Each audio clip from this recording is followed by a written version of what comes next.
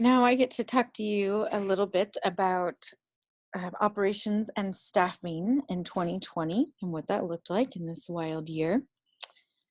Thank you, Linda, for your photo again for my presentation. Of course, always starting with our mission, as you all know very well. This is our team. And I wanted to start my report off with one of my favorites, Simon Sinek quote: "A team is not a group of people that work together. A team is a group of people that trust each other." This really describes the team this year and all that we went through. We have some missing members in this group photo, but this was the last photo we could take as a team before the pandemic. And then you'll see photos from our drive-through Kid Rageous event that was different, but nonetheless very meaningful and impactful to the families. And we were lucky to be able to do something. Our team has really just grown and expanded and gained resiliency in a way that's awe-inspiring. And I do believe that the trust we all have in each other only allows the families we serve to trust us in the way that we support them, serve them with care, and continue to figure out how to serve them even more with the needs. And we are honored to do so. Some of the things I'll be focusing on in this report is staffing and professional development, some overviews on what COVID protocols looked like for us this year, the McDill Center, and then some things to look forward to. And that's Nico. So professional development this year, we were lucky enough to, most of us participate in a training by the Shiley Institute, Multidisciplinary Pediatric Palliative Care. And I don't know if all of you know this, but the Shiley Institute partners with us on our Pediatric Palliative Care webinar series. This training really blew me away. It was such a great thing for our staff to do during a work from home themed year. And not just for our family support specialists, but our development team was able to take this as well. And this training really allowed staff to connect deeper with different circumstances that each of our families that we serve may be going through. And with that, also learning tools to support them and tools to work as an effective team, which is really what a multidisciplinary team is, an entire circle around the families at the core and the center. And I think that nothing better describes Jacob's heart as we keep the families at the core and center in everything we do. And of course, it allowed professional certification by an accredited institution that directly supports our mission. Staff are able and encouraged to attend all of our webinars offered by CHPCC. We had our first one already in January, and that was very exciting. It went really well, and we're looking forward to the upcoming 10 for the rest of the year. We'd love for any of you to join. We have a new hire, a part-time executive assistant for Lori, Cassie Nichols. She'll be coming on in mid-February, and we're very excited for her. She brings a lot of skills and hearts to the team. Some of the areas we were able to support staff in this year through all of the changes and are continuing to is we have each of our staff, I pick names out of a little box every week and team up people to have a 30-minute check-in or so, just to stay bonded, as most of our staff has been working from home the last couple months, just to instill that bonding and that encouragement and that commitment. And Lily, our director of counseling, does do supervision check-ins with the team often. We're so appreciative for that. We do weekly updates and overview emails every Monday. I call them Monday morning coffee talk emails. And that has a myriad of things in it to just keep consistent communication with the team. And a lot of that has to do with COVID updates, but overall updates with Jacob's Heart and all the exciting things as well. So this year, COVID-19 and our approach, it changes weekly, as I'm sure you can all imagine. And this is Piper in her mask. So we are making and have made daily or weekly protocol shifts, really with looking at what the state is doing, what the county is doing. I think we've been extra safe given our square footage and, being an essential business. we could have had more staff in here, but we really wanted to be safe in the sense where we could rotate our team so that we can continue our services and continue our grocery deliveries. So for the last few months, knowing that it's also been essential to provide every kind of support we can with the families through the holidays, we've been working in shifts in the family center with 6 staff members in the family center, and all the other staff working from home, so that we could shift if need be.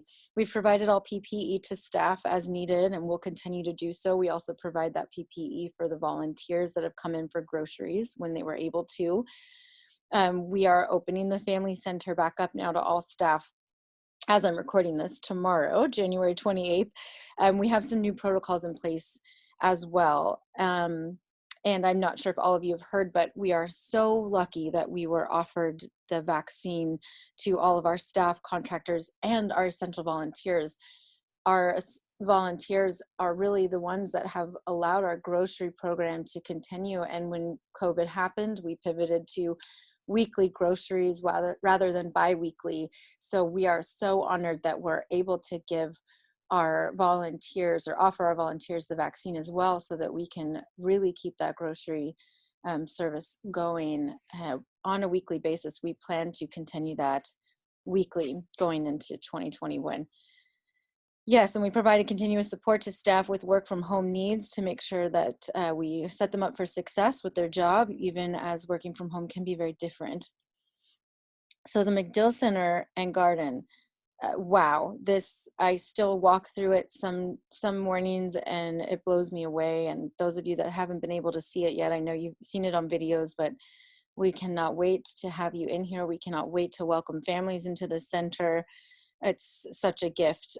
So we're making lots of preparations for that.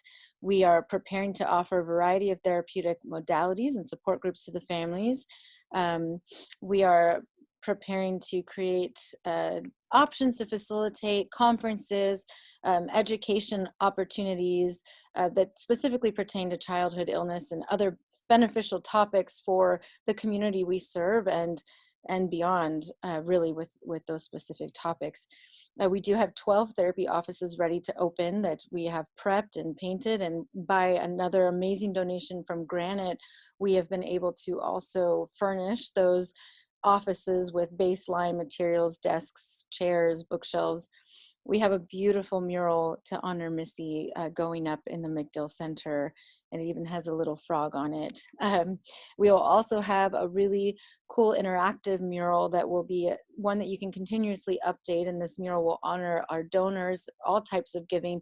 This will also include our volunteers, and we'll be able to honor them on this mural as well and include their name and the hours that they have volunteered at Jacob's Heart that is so vital to our mission. We have a planned grand opening in June around Missy's birthday, hopefully maybe on the day, to welcome all of you back in and donors and some families, and it should be really sweet. We're just really hoping we can do that this year. We also have a new memorial garden that families can come and they can garden in, they can sit. We've got some new sitting areas. We have a little kids potting area. All of that was donated. It's really beautiful, and we hope you can enjoy it as well. So my wow bullet point was to really say that so much of the MacDill Center and the garden was based on donations of material and donation of time.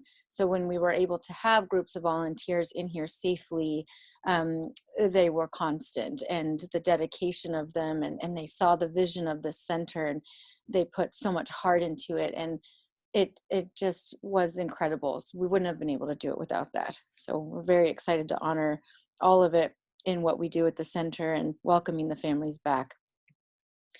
So as we look forward, our big focus this year, especially Q1, is our counseling services. Our counseling services has so much potential, and yes, it's been challenging with COVID to really identify what that is and what that can mean right now. And we have an amazing team ready to dive in and make more pivots and provide the counseling that our families really could need. And we're very excited to do that. We've also increased direct financial aid this year for the families in preparation for a recovery year. I know we're not out of the woods yet. We're still in it, but we do see hope and we see the light. And with that, we wanted to prepare for that recovery time. Our families are already facing the unimaginable, and with the year that they've had, we really want them to land as softly as possible. So with that increase of direct financial aid, we've also supported the family support specialists to be able to be very wise in those allocations and the ways they support the families, and they are so impressive. Another thing that we're looking forward to doing this year is when we do have new hires, we have new assessments for our hiring process, different tests that we'll ask new hires to be taking, and some different things they'll have to go through. This is really honoring the staff that we have invested in and protecting the mission and elevating our professionalism. When you have such an amazing team and when we've gone through so much together, we want to be very wise with moving forward with our hiring process. And I'm so positive about that. It's going to be really great. One thing we're also doing is weaving budget thinking, is what I'm calling it, into each department and staff. And this is really just being transparent, which Lori's been so inspirational in doing, sitting down with each team member if they have questions about budget, or when they have asks about things that they have ideas for, or providing something for families, or new ideas for the grocery Heart Mart services. We really want to weave budget thinking into all those aspects as departments and as staff making decisions. And then, of course, we'd love to make more magic this year, as I'm sure that we will. And we can't do that without you. And we're very grateful for that. And I also just wanted to quickly point out that this is Nico again. Nico was on the first slide as we continued this report, or started this report. And this is Nico again after treatment. And he was one of our Child of the Month. And I just love it here because he completed his treatment. He grew his hair back, and he's just smiling just with so much joy. And so I really thought that this picture was so perfect for looking forward. Thank you all so much, and I look forward to being on this board call to answer any more questions about this report.